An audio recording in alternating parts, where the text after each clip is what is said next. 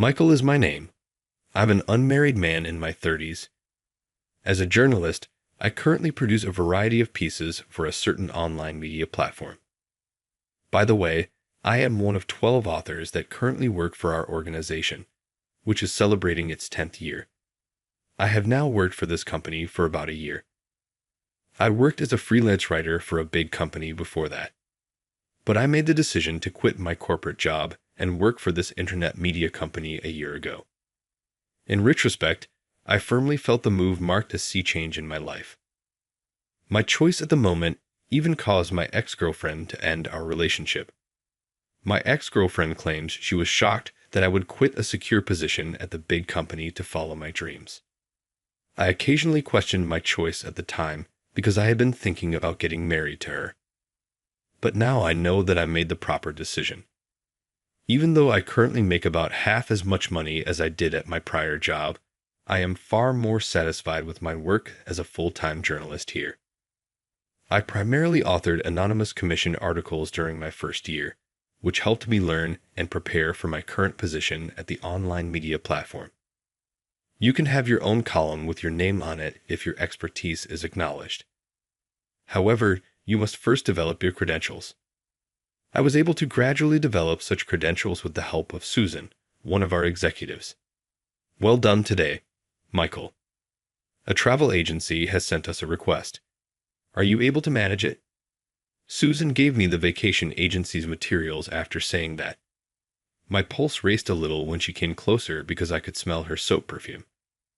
I particularly enjoyed Susan's natural aroma because I have a sensitive nose and don't appreciate heavy perfumes. I have always admired her, yes. I naturally become more excited when I'm near her. I said, "Of course, I'll start writing immediately," and I started typing on my computer right away. Susan, who is 33 and 3 years older than I am, helped launch our business. According to what I've been told, Susan was our female CEO's senior year in college. When the internet media was being established, the CEO scouted Susan for an executive position after recognizing her extraordinary computer skills.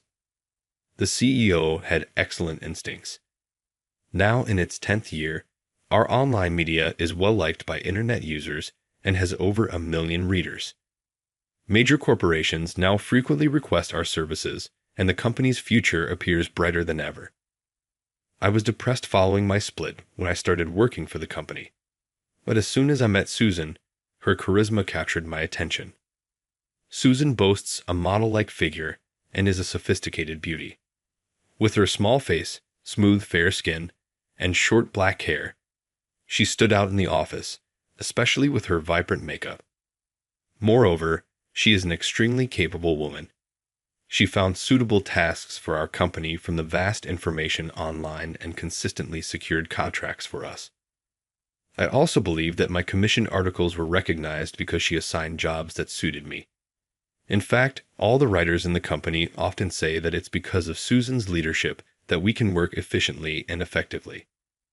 Thanks to her sense of design and computer skills, our online media has such a user-friendly and attractive design, which has garnered so many fans. I truly respect Susan and can't help but admire her as an amazing woman. But realistically speaking, there's no way a regular employee like me could be a suitable match for an executive like her. If I were to show even a hint of interest, it would create an awkward atmosphere, making it difficult for me to continue working there. Susan herself is known to always maintain a professional demeanor without showing any vulnerabilities. In the office, she rarely talks about her private life. Even if there's a get-together, she doesn't drink and never joins for the after-party. Rumor has it that a few years ago, a male colleague stalked her even though she showed clear signs of disinterest. The guy was so persistent, his behavior escalated to the point where the company couldn't ignore it any longer, leading to his dismissal. Since he was an excellent worker, Susan apparently felt responsible for the outcome. After that incident, she has been very cautious in her interactions with male colleagues. Approaching her aggressively would only cause significant inconvenience. That's why I've always wanted to maintain our professional relationship of boss and subordinate. She's out of my league, always out of reach. But I always comforted myself by saying that just being by her side was enough. However, one day, my relationship with Susan began to change drastically. Suddenly, I was called into the CEO's office. Wondering what was going on, I headed to his office with a racing heart. The CEO greeted me with a big smile. "Michael, it's almost been a year since you became our exclusive writer. You've improved a lot, and I think it's time for you to have your own column. Both Susan and I have high expectations for you." I was ecstatic hearing the CEO's words. I had always wanted to make a name for myself, and now the chance had finally come. Without hesitation, I accepted the CEO's offer. Soon after, I met with Susan in a conference room to discuss the new column. Seeing her face to face made me nervous, but Susan was calm as usual. "Congratulations on the new column, Michael. I have my expectations for you." "Thank you. I'll do my best to meet your expectations." We then discussed the format and content of the column in detail. Given my love for traveling, we decided that I would write a weekly travel essay. When I mentioned I wanted to use my pen name Emerald Wanderer, Susan's attitude suddenly changed. Emerald Wanderer? You're using that pen name." It was unlike Susan, who was usually unflappable, to be so surprised. "What's going on?" Only knowing her usual cool demeanor, I felt a jarring contrast seeing her wide-eyed expression and slowly opened my mouth. "Yes, that's the name I want to use. Is there a problem?" Susan quickly shook her head. "No, not at all. It's just a lovely name. Emeralds are precious gems, and Wanderer is like a traveler, right? It's a wonderful pen name. I'm looking forward to your articles, Michael." Upon saying that, Susan left the conference room with a spring in her steps, wearing a bright and genuine smile. It was quite surprising to see Susan, who usually only gives a courteous grin, show such a warm and genuine smile.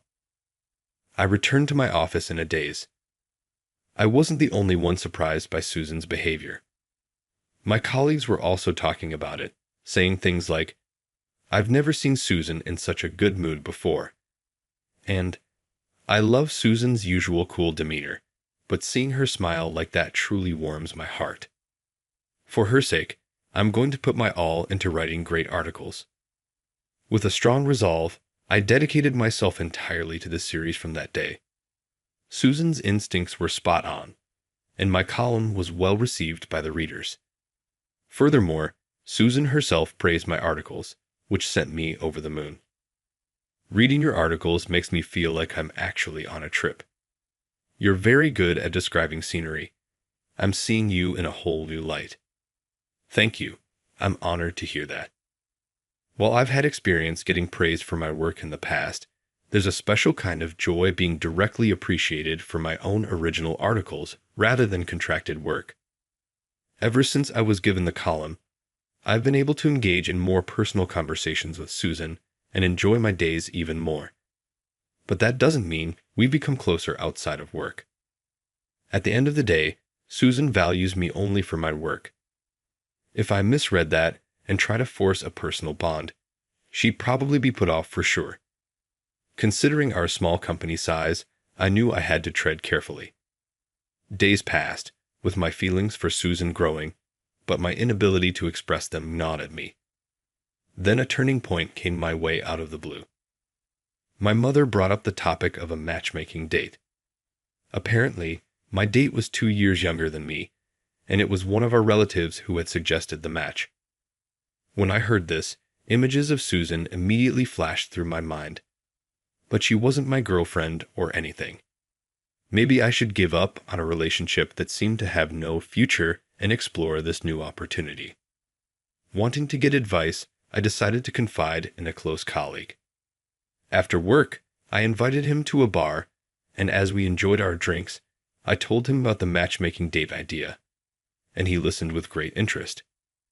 "You know, Susan always seems so focused on work and doesn't appear to be interested in relationships. And she's a top executive. We're in different leagues. If things didn't work out, it might make things awkward for you at the company. Maybe it's a good idea to consider this matchmaking date thing. Sitting across the table from him, I nodded occasionally while maintaining eye contact. Suddenly, his face turned white as a sheet. "What's the matter?" I wondered. When I turned around, I saw Susan seemingly on her way out of the restaurant. Had she overheard our conversation? I saw her walking with her head down, looking uncomfortable, which made me freeze on the spot. Just my luck, running into her at a bar, and to make matters worse, having her overhear my true feelings about her. Talk about bad luck. After that incident, neither my colleague nor I felt like drinking much, and we decided to call it a night early. My colleague tried to comfort me, saying, "Don't sweat it," but I couldn't shake off my gloom. I thought we had gotten closer, but how should I face her at work now? Nevertheless, I couldn't skip work, so with a heavy heart, I headed to the office the next day. Sure enough, Susan was acting differently, deep in thought when she entered the conference room. She was probably wondering how to interact with me. However, we couldn't avoid the meeting, and as I was pondering how to proceed, Susan suddenly blurted out, "Michael, I might be out of line, but I really don't want you to be set up on any dates." Huh. I would have never dreamt of hearing such words from Susan. I was taken aback. But she had even more shocking news to share. "Michael, since high school, you've been someone special to me. When I heard your pen name, I immediately realized you were the same boy who praised the magazine I made." Oh, the one with the camellia on the cover. Of course I remember. Hearing Susan's words brought back memories from 15 years ago. Back when I was in junior high, I visited a cultural fair at my dream high school and headed straight for the literature club's booth. The club's magazine was of such high quality that I couldn't believe it was made by high school students. It had a beautiful brown cover with a black camellia drawing, giving it an air of classic literature. On the back cover, the designer's name was written as Camellia. As I was about to purchase the magazine, a nerdy-looking girl with long black hair and glasses sat at the counter. On her chest, she wore a badge with the name Camellia. Recalling that memory, I looked deeply into Susan's eyes. In that moment, the image of the literature club girl and Susan before me began to merge. Although she wasn't wearing glasses anymore, and her appearance had changed considerably, I could still catch glimpses of the young girl and Susan. Back then, when you were buying the club magazine, you complimented it, saying, "This is a fantastic magazine." Even though I was in the literature club, I had no real talent in writing, so I mainly focused on the design of posters and magazines. Hearing your words at the time, I felt a mix of emotions. But then you said, "If you can produce such a wonderful magazine, that's amazing." The moment I saw this cover, I just knew I had to have it. Hearing that for the first time, I felt like someone truly recognized and appreciated me. Even if I didn't have the gift of writing, it gave me hope that I could still contribute in other ways.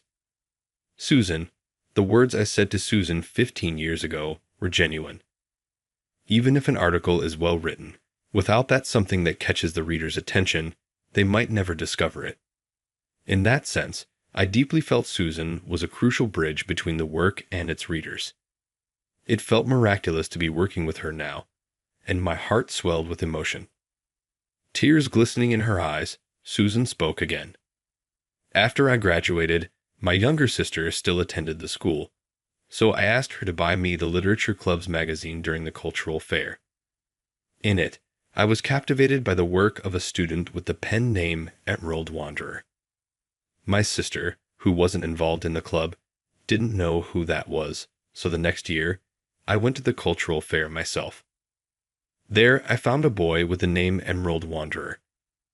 I was shocked to find out he was the same boy who comforted me a few years back. I was thrilled that he had joined the same high school and literature club. I wanted to approach him, but saw he was surrounded by friends and looked busy, so I couldn't. The next year, I looked for another chance to meet him during the cultural fair, but I couldn't find him. I did learn his real name was Michael from another club member. But until I heard your pen name for this series, I hadn't realized that young boy was you. After all, you've grown so much, tall and slender since high school. I see. That was why Susan acted differently when she learned my pen name. It's no wonder she didn't notice, given the tremendous change I had in college, where I grew 4 inches taller and lost 22 elves at the same time. Then Susan, with her cheeks flushed, looked at me with determination. I've always been passive in love, but when I heard you were going for the matchmaking date, Michael, I thought. I couldn't let things stay that way. I like you, Michael. Please stay by my side. I want to keep reading your work forever. I never thought the usually cool Susan would approach me this assertively. I, too, honestly expressed my feelings. I like you too, Susan. Ever since I met you, you've been special to me, and just being by your side makes me happy. Michael, you've always been a pillar of strength for me. Having you accept me this way makes me so happy, but it's kind of embarrassing because today, unlike before, I spilled my true feelings. It feels weird saying this. Susan blushed, her white cheeks as red as a camellia flower. I felt bad for feeling this, but seeing her like that was refreshing. She's incredibly cute. The contrast of her current and previous image left me in awe, and I couldn't take my eyes off her. From then on, Susan and I officially started dating. Thanks to her, my column was going really well, and my pay had also increased. 3 years have passed since I started working at the company. Now that I finally sorted my work and life, I decided to propose to Susan.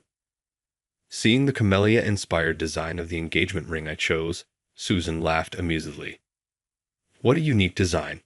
Where did you find it? Yeah, when I saw a magazine featuring a camellia design, I thought it was such a beautiful flower. It left me with an unforgettable impression, and I've always wanted to immortalize it. Susan has always been, and still is, the woman I look up to. And there are still many times when I feel I can't match up to her. In a way, she'll always be out of my league. But that's why I cherish her even more and want to become a man worthy of her. I channeled that desire into motivation for my writing. I personally think this kind of love is perfectly fine. So, after 2 years of dating, Susan and I got married, and we still work hand in hand. Today, the color of the flower I saw that day hasn't faded, and if anything, my affection for Susan only grows day by day.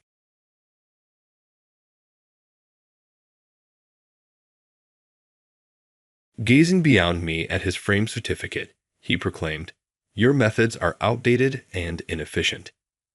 We require contemporary methods. I'm Ethan Crowley, a 58-year-old senior systems administrator at St. James Medical Center in Cedar Rapids, Iowa, until 10 minutes ago. 15 years of keeping a 300-bed hospital's digital heartbeat running. A 20-minute meeting has over. Behind what had been Dr. Harrison's desk sat Blake Winter, 42 years old, with no medical experience and an MBA. Our new director has been swinging his axe for 4 months already. Before I even left the building, Devin, his consultant, was standing by the window, thumbs twitching on his phone, most likely updating his LinkedIn profile. Blake added, "The shift to cloud-based architecture will be managed by the consulting team. We have prepared a severance package that includes a standard non-disclosure agreement and 2 months' salary." I felt the ID badge pressing down on my chest as I nodded. In the 15 years that I was in charge, not a single system crashed. Not during the 2018 ransomware outbreak. Not in 2020 when the electricity grid failed. Not even amid the budget cuts when I had to work 80-hour weeks to keep things going after losing half of my employees.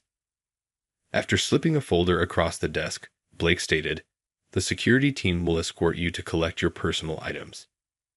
Your credentials and access card are required." I put my badge on the desk after unclipping it. The safe drive contains the master passwords. Everything is appropriately documented. Superb. For the first time, Blake grinned. "Ethan, I'd appreciate that you're acting sensibly in this situation. Although it is tough, change is essential. I glanced at Devin, who was maybe 30 years old, already moving forward to take my seat. Throughout his 3-week assessment, he hadn't once questioned me about our systems. "Is there another thing?" Blake inquired. I ought to have mentioned the personalized patches I had made to him. I ought to have brought up the connection between the patient data and the old pharmacy system. I need to have alerted him to the specific backup procedures. I said, "No, nothing else," instead. After 15 years of quiet, dependable service, I went out with the security guard, past the nurses who had contacted me at 3 in the morning when systems malfunctioned, past the surgical scheduling desk where I had manually restored the database following a corruption. I climbed into my pickup in the parking lot, set my cardboard box of coffee mugs and family photos on the passenger seat, and drove off without turning around. They were not interested in my experience. They desired my absence. They wouldn't know what they'd lost until precisely 1 week later. I started at Street James right after my 50th birthday. Transitioning from private tech to healthcare wasn't my plan, but the economy tanked and Catherine's cancer treatments weren't cheap. The hospital offered stability and decent insurance. So, I took the job and learned medical systems from scratch. Those first years, I worked alongside Dr. Harrison, the old director. He understood what mattered. "Fancy dashboards don't save lives, Ethan," he'd say. "Reliability does." So, I built reliable systems, redundant backups, fail-safes, manual overrides when necessary. Not pretty, but bulletproof. I skipped vacations when the electronic prescribing platform needed upgrading. Missed my daughter, Megan's college graduation to handle an emergency server migration. Catherine understood. "You're keeping people alive," she'd say before the cancer took her 8 years ago. The hospital became my life. The staff became my family. Nurse Jacobs in oncology, who always brought me coffee when system updates ran late. Dr. Paddle in cardiology, who'd stop by with donuts on mornings after I'd fixed a critical issue. Even the janitor, Louise, who'd keep me company during overnight maintenance windows. Things changed when Dr. Harrison retired last winter. The board brought in Blake Winters from some fancy hospital network in Chicago. First thing he did was schedule an efficiency audit. I noticed the cracks immediately. Blake never attended the 8 briefings. Never asked about our system architecture. Just nodded impatiently during meetings, checking his watch. Then came Devin and his team of consultants with their matching polo shirts and buzzwords. Digital transformation. Cloud migration. System modernization. I tried explaining our specialized setup. The patient record system interfaces with 17 different platforms. I told them. Some commercial, some custom-built. We've had to create specialized. We've handled dozens of hospital migrations, Devin interrupted. It's all standard stuff. The warning signs kept flashing.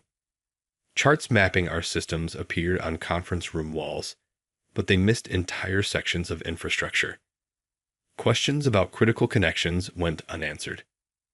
My emails outlining security protocols received polite thank yous, but no follow-up questions. One Friday, I found contractors measuring my office. "Just planning the renovations," the contractor said, not meeting my eyes. I went home and updated my resume that night. Something told me to prepare, but part of me couldn't believe they'd remove the one person who understood how every piece fit together. I was wrong.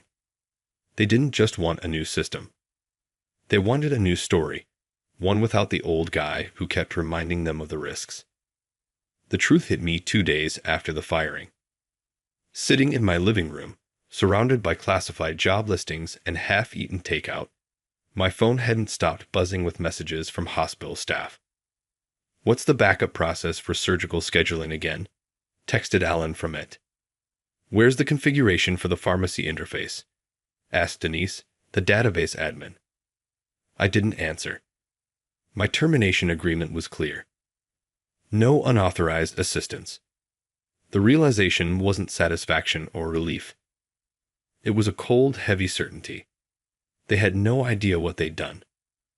Our hospital systems weren't just software you could swap out, like changing a light bulb. They were living, interconnected organisms I'd cultivated for 15 years. Custom interfaces between incompatible vendor platforms. Workarounds for regulatory requirements. Manual processes where automation failed. I documented everything, of course.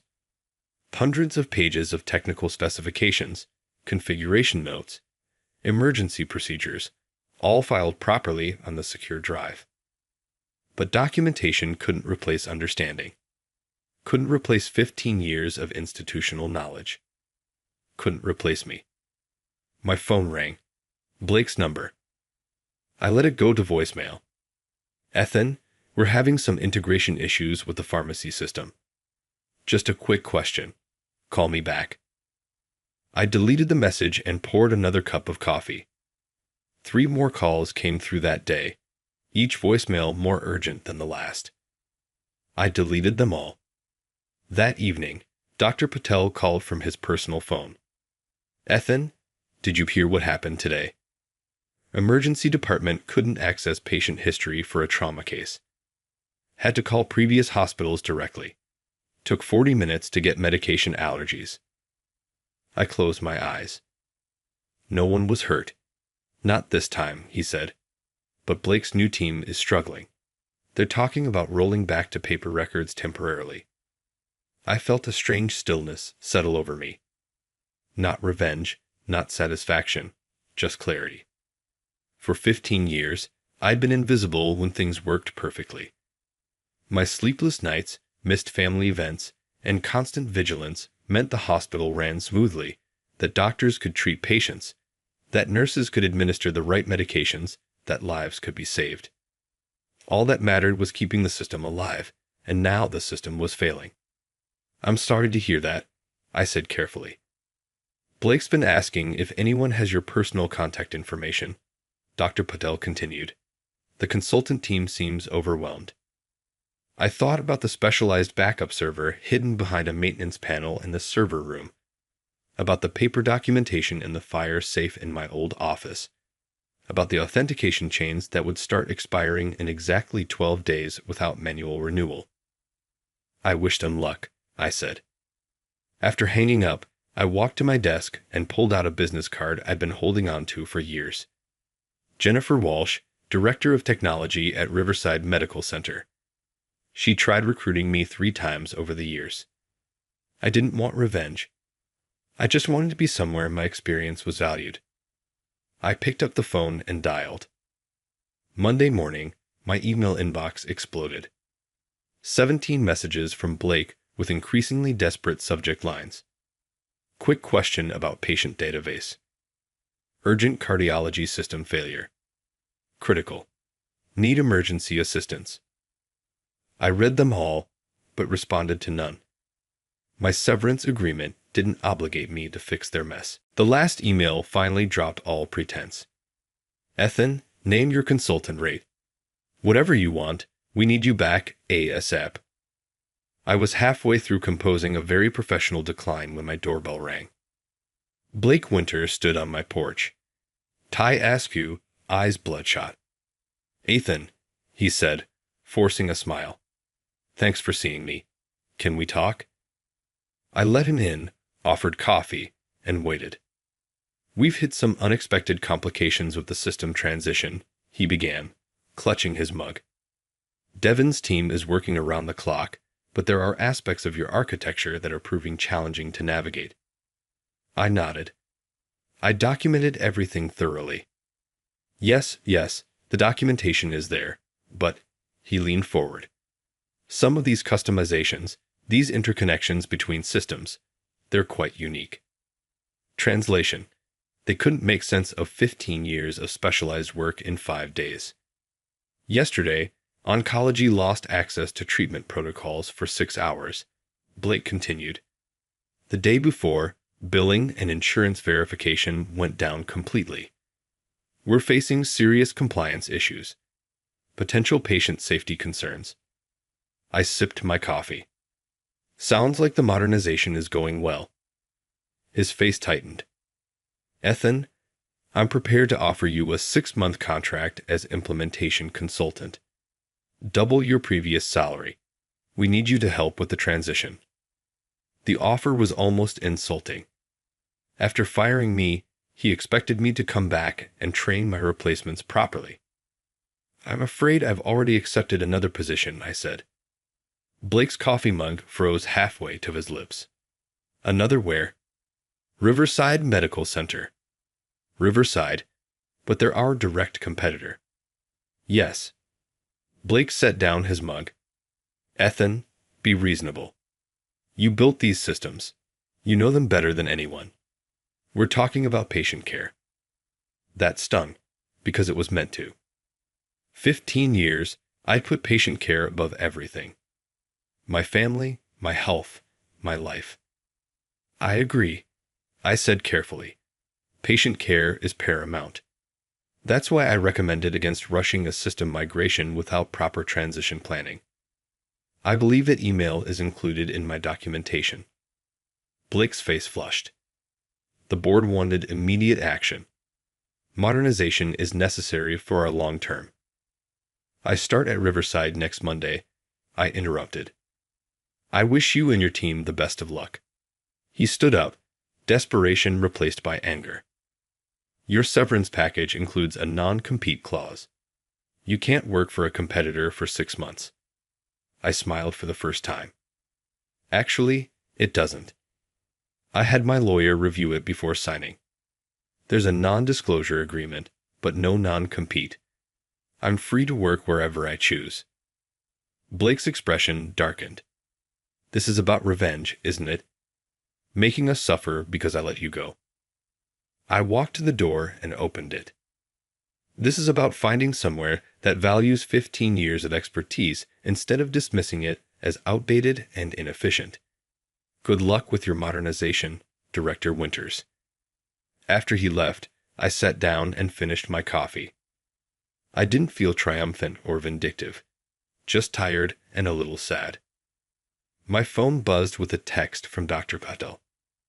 Administration in full panic mode. 3 departments down. Board emergency meeting called.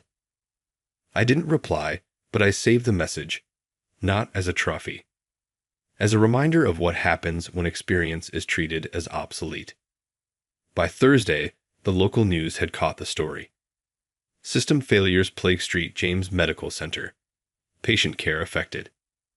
I watched from my living room as a reporter stood outside the hospital where I'd spent 15 years. Sources inside St. James confirmed that multiple departments have experienced technology failures following a recent 8 leadership change, the reporter said. The hospital has been forced to implement emergency paper protocols while experts work to restore critical systems. My phone rang. Jennifer Walsh from Riverside. Seeing the news about St. James, she said, "You doing okay?" "I'm fine," I replied, looking forward to starting Monday. About that, Jennifer said, "I just got a very interesting call from someone on St. James's board, a Dr. Eleanor Hughes." I remembered Dr. Hughes, head of surgery, one of the few board members who actually understood what my team did. What did she want? To verify you'd accepted our offer, Jennifer said, and to tell me some interesting things about the situation at St. James. I sat up straighter. What things? Apparently, Director Winters didn't just decide to replace you on a whim. He's been working with Helix Solutions Group for months. The name hit like a punch. Helix Solutions was a healthcare technology company known for taking over hospital operations, and then raising prices once systems were dependent on their proprietary platforms. Blake brought in their consultants as part of a larger deal, Jennifer continued. Helix offered significant upfront savings to the board. If St. James converted to their platform, Blake would get a performance bonus for cost reduction. The pieces clicked into place. My firing wasn't about modernization. It was about clearing the path for a corporate takeover of our systems. The board didn't fully understand the technical implications, Jennifer added. They trusted Blake's assessment that transitioning would be seamless. I thought about the specialized systems I'd built, systems that prioritize patient care over corporate efficiency, systems built to serve doctors and nurses, not billing departments. How bad is it really? I asked. Jennifer paused. Dr. Hughes said they've had to divert emergency patients to other hospitals. Critical care units are on manual protocols. The state compliance office is investigating. I closed my eyes. This wasn't what I wanted. I never wanted patients to suffer. There's more, Jennifer said. Dr. Hughes mentioned that before presenting the Helix proposal, Blake had all department heads sign off on a technology assessment. The assessment claimed that your systems were obsolete, non-compliant, and at high risk of failure. That's not true, I said, anger finally breaking through. We passed every compliance audit. Had 99.98% uptime last year. Dr. Hughes knows that now.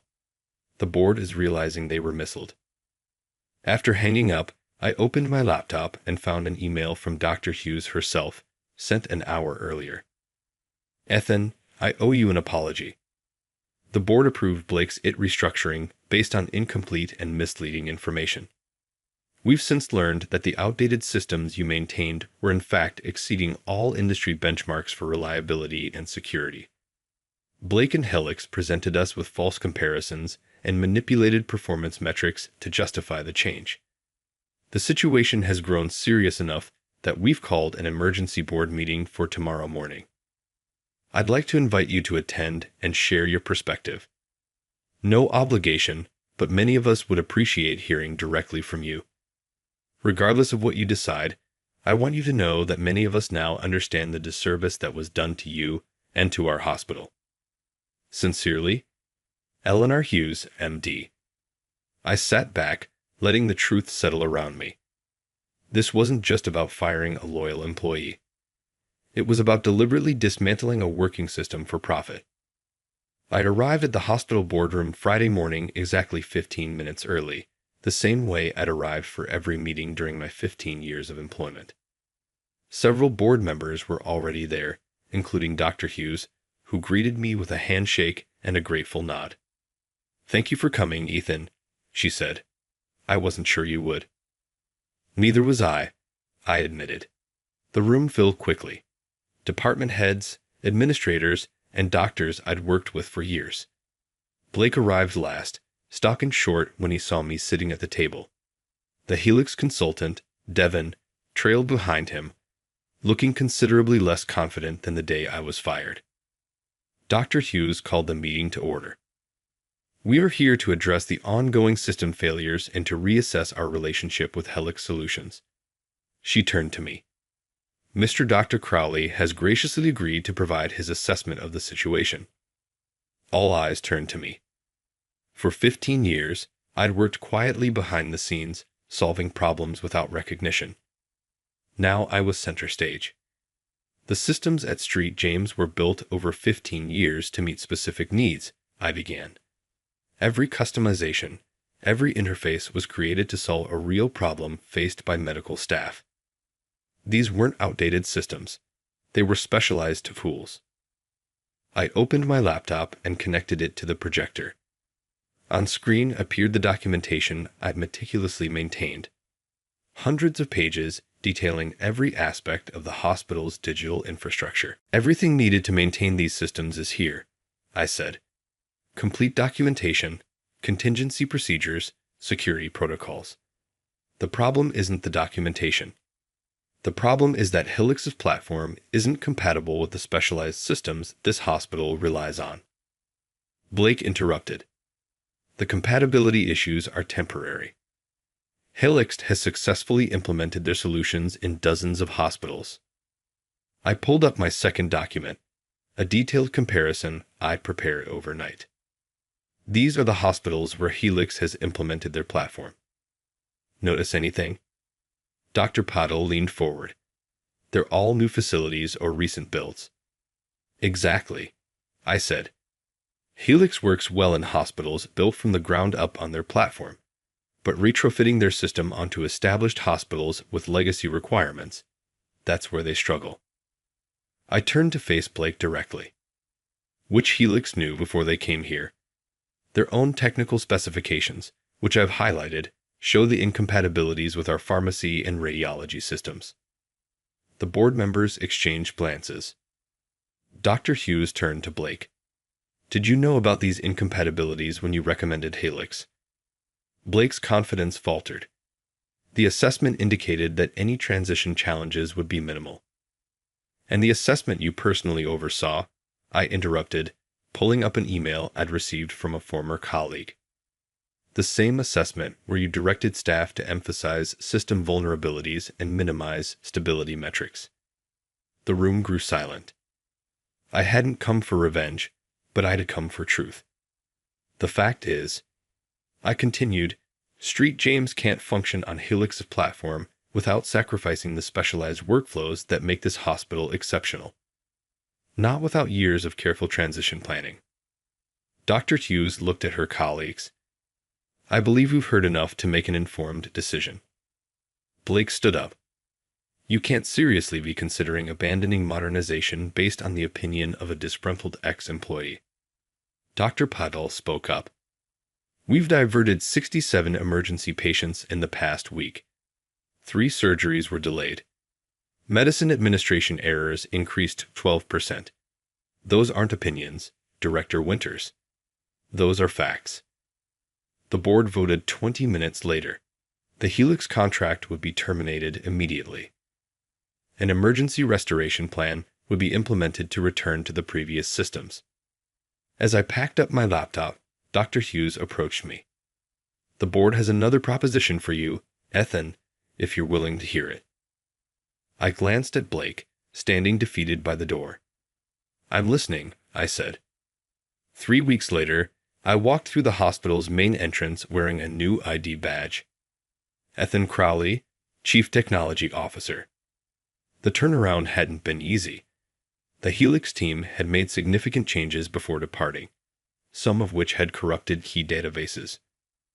My new team, a mix of former colleagues and fresh talent, had worked around the clock restoring systems, rebuilding interfaces, and recovering data.